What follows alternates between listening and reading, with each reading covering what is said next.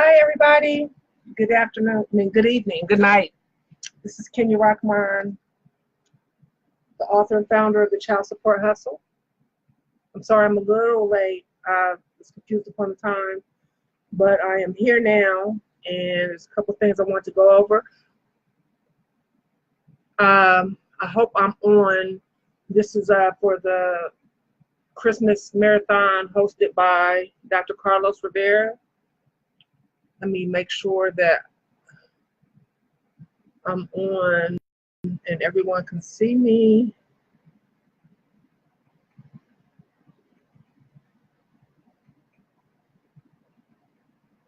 I'm so sorry, guys. I hope I'm on. Okay. Again, my name is Kenya Rockmine. I'm the author and founder of the Child Support Hustle and the Reform Child Support Now movement. And I want to thank you all for joining us for the Christmas Marathon. And a special thank you to Dr. Carlos Rivera for hosting this event, quickly becoming a tradition here in the Reform for Fathers' Rights, for Family Court, for Child Support Reform, etc. I know there's been a number of topics discussed today, and seeing that we specialize in child support reform, I wanted to discuss a couple of things that we have going on. I am going to be looking over to my side because I have my notes there, and I know there's been a lot of controversy about teleprompters. It's not a teleprompter, but I'm going to use it. So I just want to make sure that we're connected. So if you guys don't mind, I want to reach out to Dr. Carlos and make sure that we're on. Just give me 1 second, please.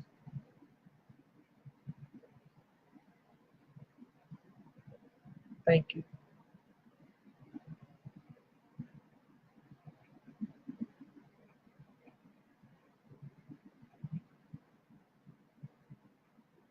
I know that there was a link, so hopefully I just sent him a message and hopefully he'll get back. Okay, there's Gary Jacobs. Hi, Gary. I see that he joined, so I think I'm connected. Okay, I want to talk about two separate topics today. One being that, as most of you are aware, debtor prisons have become acceptable here in the United States, and the reason that they have become so acceptable is because they have been used for child support, to lock people up because they allegedly owe child support debt. And people were cheering that stuff on, not thinking about all the rights that they were violating by using these debtor prisons as a punishment for owing child support debt. So thanks to this practice, it's been spilled over to regular debt. So credit card debt, traffic tickets, so it's non-government and government debt is now being, the debtor prisons are now being used for punishment for collecting those debts. So we at the Child Support Hustle are starting the process of trying to pass legislation to re-abolish or abolish debtors' prisons being used in the collection of debt. Where we are right now, the use of debtors' prisons have become more common since the imprisonment of allegedly owing child support debt has been been deemed acceptable. It's unconstitutional under 28 U.S.C. Code 2007 of the Federal Constitution, which states, "A person shall not be imprisoned for debt on a writ of execution or other process issued from a court of the United States in any state where imprisonments for debt has been abolished." All states, except for the following, have abolished debtors' prisons, and that's Delaware, Louisiana, Minnesota, Massachusetts, New Hampshire, New York, Virginia, the Commonwealth of Virginia, and West Virginia. Now, I've created a chart that'll show you exactly what the statute is in the remaining states. That'll tell you exactly where the statute is, as well as in that chart, it'll show you what the punishments are if you fail to pay the child support debt. And that includes the sentencing and the fines.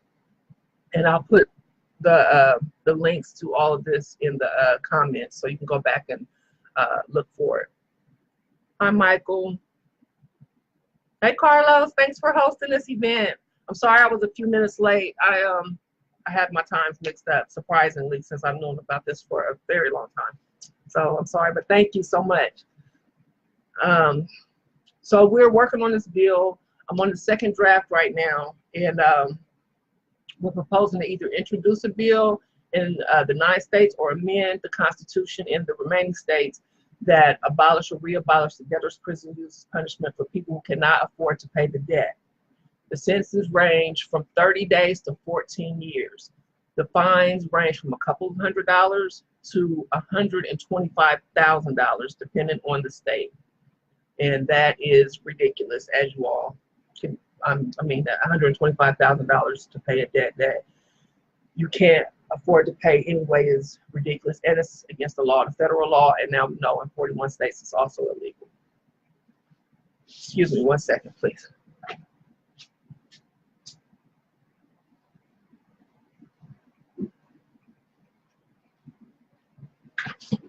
Sorry about that. I'm fighting the cold as well. I'm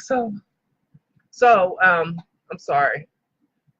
So what we're asking everyone to do is to send a letter that we've created, but if you want to write your own letter, that's fine, but we have a letter that we've already written, and it's concerning the abolishment of debtor prisons, and we want you to send them to the legislators in your city, state, and to DC. If you want a copy of our letter, just let us know, and we will email it to you, or if you send a DM, we will send it to you in your hi Kelly. We'll send it to you, the link, either email or DM, however you want to receive it. And you're free to edit the letter with your personal information, with your state's information, and send it out. And information on the contact information for most of the legislators and candidates can be found at politics1.com. Now I'll give you their contact information, email, everything like that. And anybody that wants to endorse the bill or wants to hear more about the bill, they can either contact us directly through email, or they can call 614-344-1669. So email or telephone us. And the drafted bill that I wrote is specific to Texas, but I'm hoping to complete a template that can be specific for every state. And I'm gonna be able to share it with everybody, or one of our reps will be able to share it with you. And it'll be, be able to be specific to your state, whether it's to re-abolish or abolish, depending on what the law is. And hopefully I'll have the final draft available by the 1st or 2nd week of January. That's our date, our deadline. So we'll post it here on the Child Support Hustle page, Facebook page, and on our website, thechildsupporthustle.com. Oh, and while you're here, please like and share our page. I appreciate it.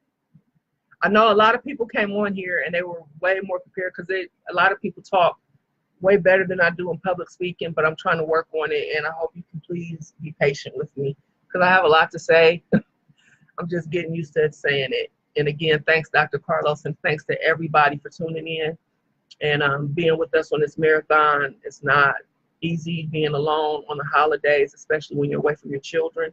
So I thank Dr. Carlos for allowing us the opportunity to come together so that everyone knows that they are not alone, and that we have this platform that is growing, and know that we have people that we can reach out to, and you can share your experiences with as we fight to not only reform the child support system, but to end parental alienation, which is child abuse, as we know.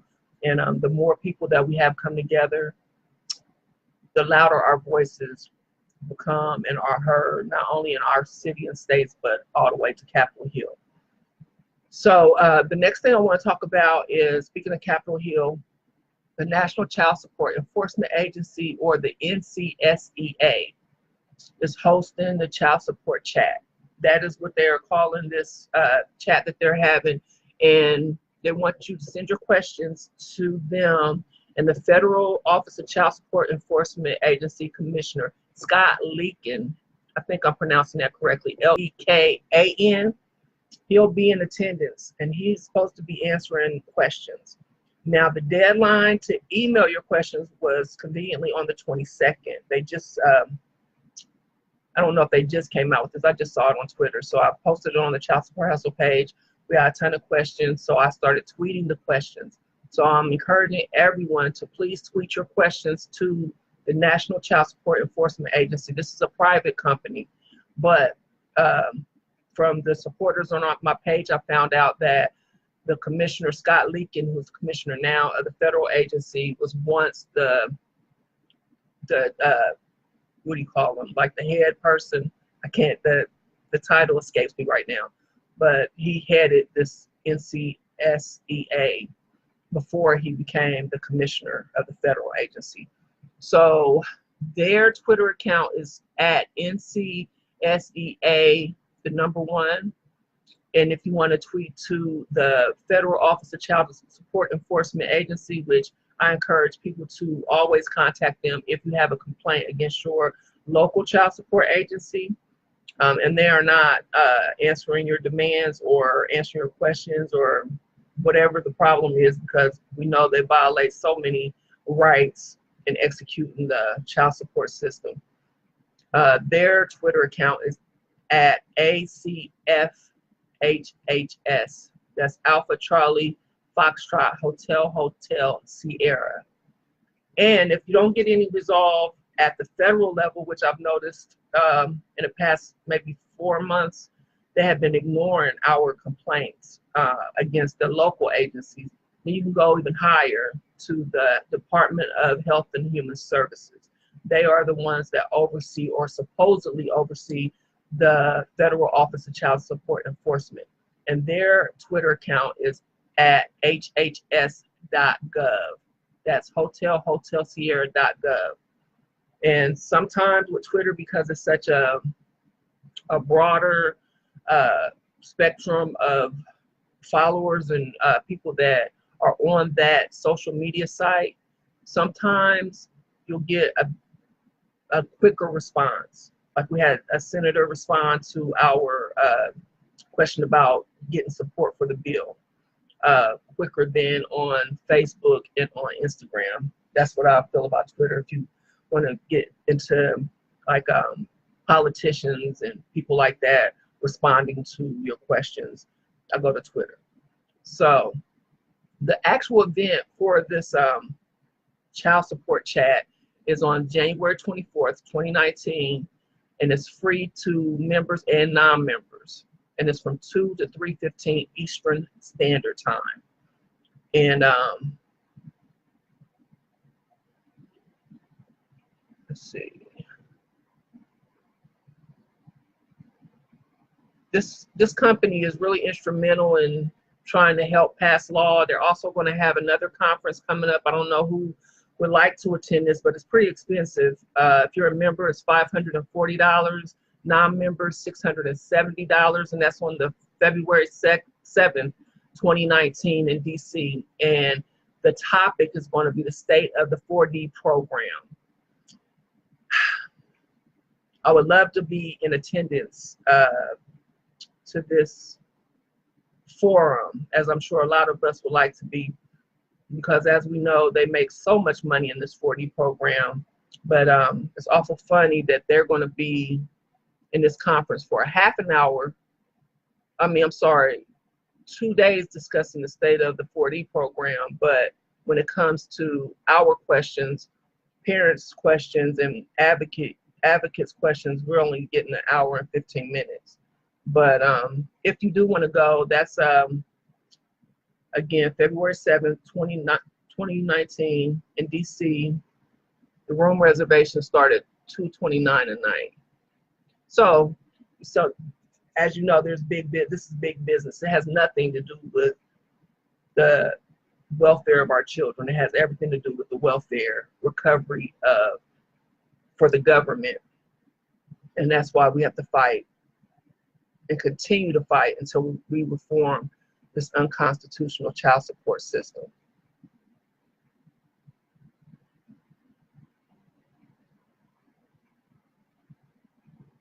Okay, I don't know what my time is, but I just want to conclude in saying we're fighting for this unconstitutional child support system, and we're fighting with other organizations, and we need to come together with parents, with other organizations, with anybody that wants to change these laws.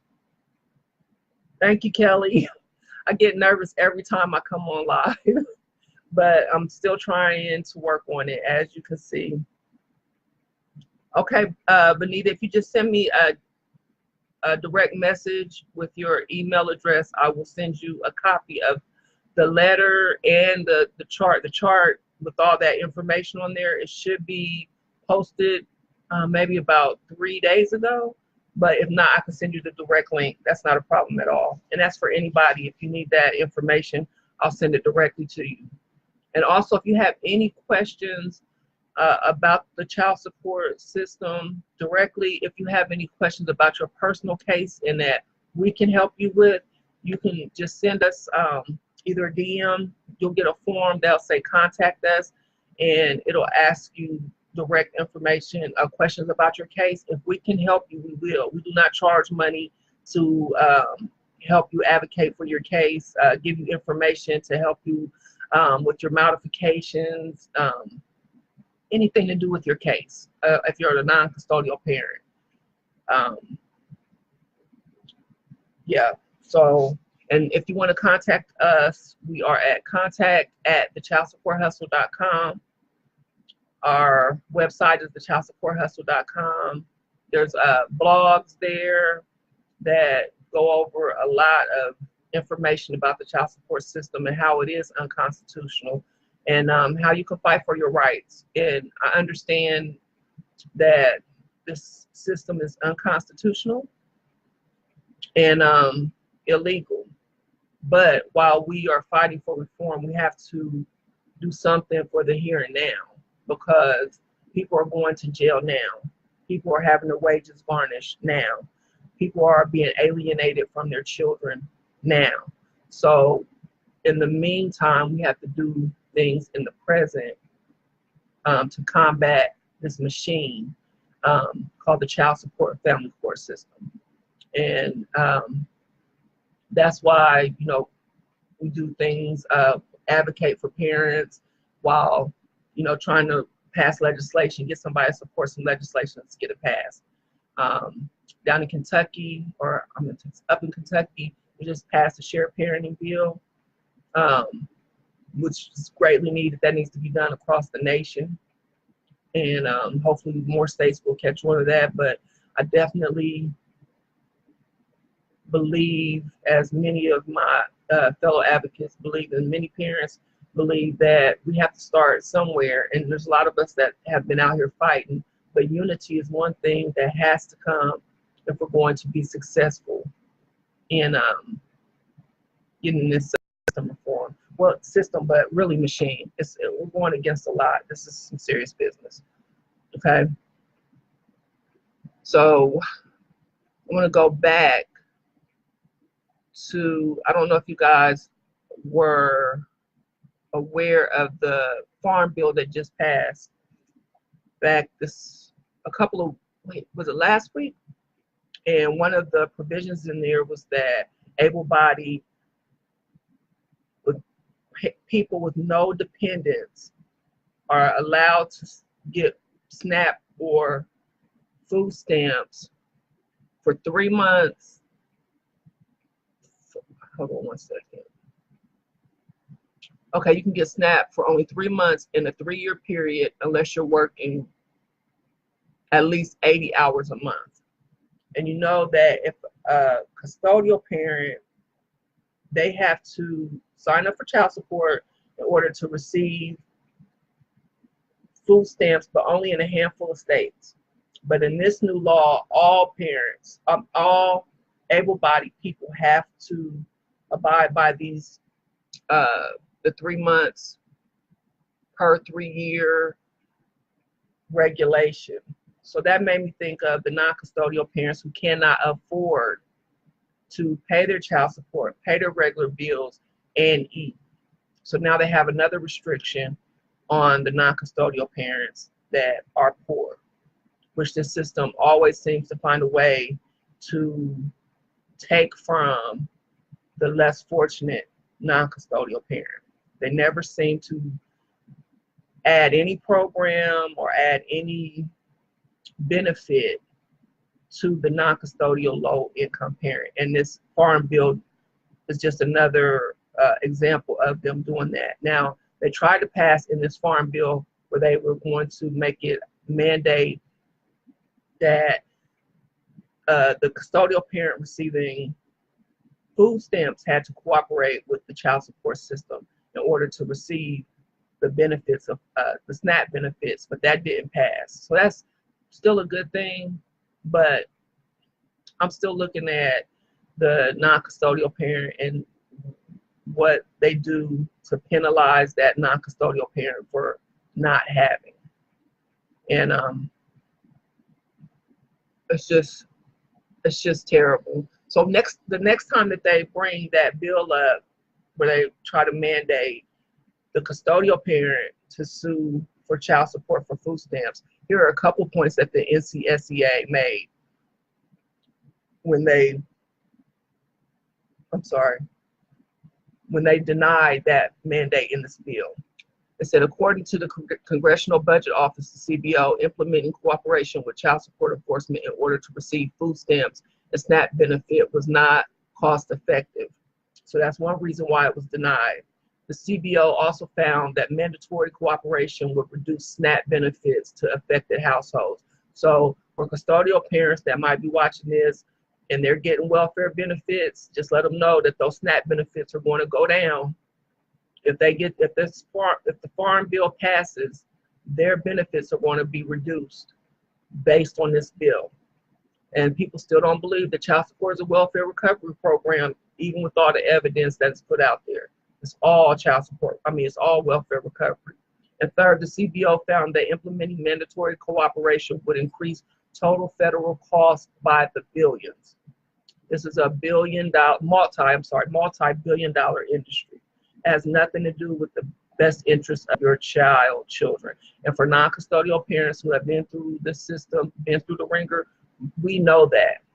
The people that may not have been through the system, that support this system, that get free money and all this kind of stuff, they might not understand completely about this system. So another thing that we do here at the Child Support Hustle is provide that information so the new people coming in, maybe new parents that might not quite understand what's going on, understand that this system has nothing to do with you. It has nothing to do with your child. It has nothing to do with your child's best interest. It just is a welfare recovery program that is trying to make the most money off of your family, your child, the other parent as they can, as they possibly can. And they do this by a fake debt made off of a fake loan, which they charge high interest on, that causes people to go into deep, deep debt, in which they go to jail, sometimes prison, lose their license, have their wages garnished, cannot maintain a household in a lot of instances, become homeless, become jobless, lose their passport. It goes on. It will ruin your life if you are the non-custodial parent. And they will lie and say it's for your child or for their child. And it's just not true. Some states make as much as $12, almost $13 for every dollar that is spent on the child support system for collections. $1 for every $13. The average for last year's $1 for every, but they made $5.33 for every dollar that they spent on child support collections. The statistics, the dollar amount of the statistics are astronomical, and the punishments that they use to execute this system are unconstitutional. So we want to at least start somewhere, and we want to start with the abolition of debtor prisons being used when parents, when parents cannot afford to pay this outrageous debt. I'm going to look and see if I have any questions really quick as I wrap up. I thank you all for being so patient. I hope you aren't done that, did that. Thank you. I sent 2 emails, also tweeted a few questions. I saw that, Crystal. We'll see if they respond. Often, well, I always say, since I started, they can ignore one, they can ignore hundreds, but they cannot ignore thousands. So we gotta keep fighting, keep pushing. Hey, Brett, thank you. Thank you, Dr. Carlos. Hi, Fareed. Hi, how are you? I appreciate everybody for tuning in, and I don't see any mean comments, so I thank you all so much. It's going to get easier. I'm going to get better, I promise. I'm going to keep practicing. I hope everybody had a very, very wonderful holiday today. I know might have been lonely, but thanks to Dr. Carlos, we had a come together and we're able to communicate. And the one thing about social media and having this network is to know that we're not alone and that you're not alone. And there's always somebody that you can reach out to that's online. And if you ever need somebody just to listen, you can inbox me. Excuse me 1 second. Sorry. My son got a cold and he done passed everybody in the house. So I didn't get it. I haven't gotten it all the way. I hope I don't get it any worse. I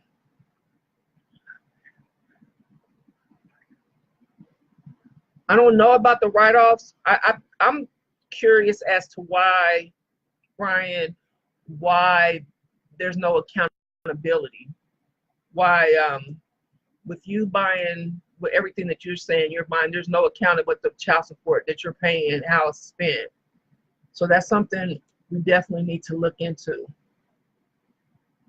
Transparency is a must, Donald. We have to fight together, Lewis. That is so true. Hopefully we can all come together, and even if we don't agree on everything 100%, of course that everybody has different opinions on everything, but we all agree that the children should come first. I think that's a common thread in all of this. And parents, parents matter as well. You have to have a healthy healthy relationship to raise healthy children. The government doesn't care. They want that dollar. Paying for support. Because they say that as far as modifications for adult children that have reached the age of majority, if that child support debt is owed to the state, then they claim that you can't have it decreased. If it's owed to the other parent, then of course they probably won't allow you to modify the debt because they want all the money. And as far as the state, they want the money. But that's something else that we need to fight against, is getting those arrears erased when they're totally owned to the state, because it's all fake. It's all fake debt. It's some debt that they made up out of nowhere, because we know that welfare benefits are already paid for by tax dollars. So it's not a loan. The custodial parent is getting a grant, not a loan. So how can you even ask for that? How can you even demand that be paid back and then add interest to that? It's a scam. It's a hustle, the child support hustle. That's what it is. So these are great points that we have got to look into and fight for. Don't be discouraged. Child support audit, definitely. On your own case, audit that stuff. Tell everybody, get a copy of your case, of your Freedom of Information Act. Allows you to be able to get a copy of your entire case file. You want to look in there and see what they're charging you.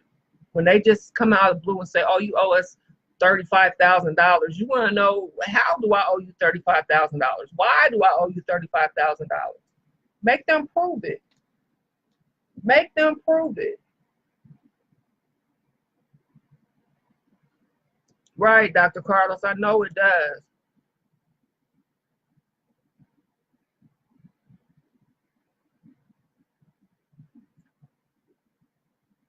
Merry Christmas, Brett.